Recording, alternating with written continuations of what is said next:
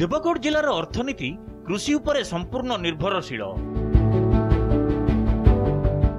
जिलार चाषी स्वार्थ को दृष्टि रखी राज्य सरकार तिलैबणी ब्लॉक और रियामाल ब्लॉक अधिकांश अंचल में जलसेचन सुविधा जलभंडार निर्माण करथिले।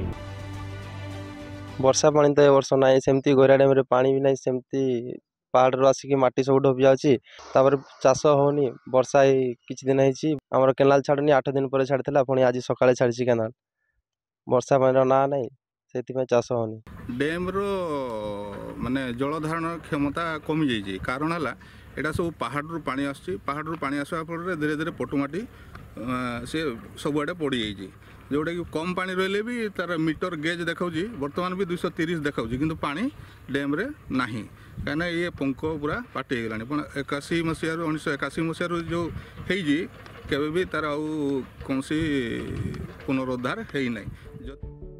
1981 मसीह प्रकल्प कार्यक्षम होगा पर केनाल माध्यम 28 गाँव में 100% खरीफ और 42% रबी चाष लक्ष्य रही।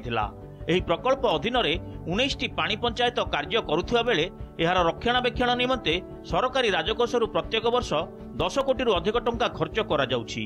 ଚଳିତ ବର୍ଷ ଗୋହିରା ନଦୀବନ୍ଧ ଉପରମୁଣ୍ଡରେ ବର୍ଷା ନ ହେବା କାରଣରୁ ଏପର୍ଯ୍ୟନ୍ତ ଡ୍ୟାମ୍ର 5ଟି ସ୍ଲୁଇସ୍ ଗେଟ୍ ପର୍ଯ୍ୟନ୍ତ ଜଳ ପହଞ୍ଚି ପାରିନାହିଁ।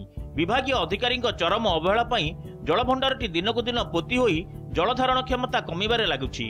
गोहिरा मध्यम जलसेचन प्रकल्प जलभंडार 6535 हेक्टर मीटर जलधारण क्षमता रही बेले वर्तमान 1650 हेक्टर मीटर जल रही।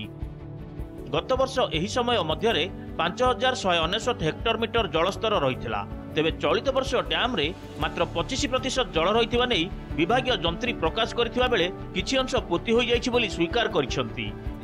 धीरे धीरे पानी सब पशी आमर गोहिरा डैम पुती होगाकू बसलानी बारंबार सरकार को आम लिखित आगे जनईचु बाय फोन जनईचु कि आज पर्यंत सरकार निद भांगुनी से पुनरुद्धार कौन प्रकार पदक्षेप नि जाऊनी। आगामी दिन में जदि गोहिरा डैम पुनरुद्धार कर माटी बाहर न करा जाए साधारण 19टी पानी पंचायत चाषी मरुडीर सम्मुखीन हेबे। तेणु मोर अनुरोध सरकार को आगामी दिन में गोहिरा डैम को भल शुभ दृष्टि रखी तार जो माटी सब बाहर कर तार पुनरुद्धार करागले चाषी मैंने उपकृत हो पारे।